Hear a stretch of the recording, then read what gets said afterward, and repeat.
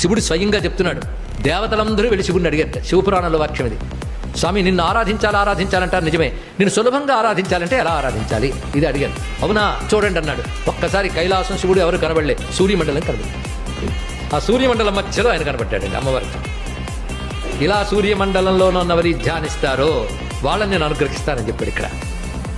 ఇదే మాట పద్మపురాణం శివగీతలో చెప్తాడు. ఎవడైతే సూర్యమండలంలో నన్ను ధ్యానిస్తాడో వాడు చివరికి నాలోనే ఐక్యమవుతాడు అన్నాడు. ఇది కూడా సౌకర్యమే. ఎంత బాగుంది. రోగాలు పోగొడతాడని ఈ శ్లోకంలో చెప్తున్నారు. కానీ రోగాలు పోగొట్టాలంటే సూర్యమండలంలో శివుడిని ఆరాధించండి. దానికి మంత్రం చెప్తున్నాను అన్నాడు. నమఃశివాయ సాంబాయ సగణాయ ఆదిహేతవే రుద్రాయ విష్ణవే తుభ్యం బ్రహ్మణే సూర్యమూర్తయే. అందామా? నమఃశివాయ సాంబాయ సగణాయాదిహేతవే రుద్రాయ విష్ణవే తుభ్యం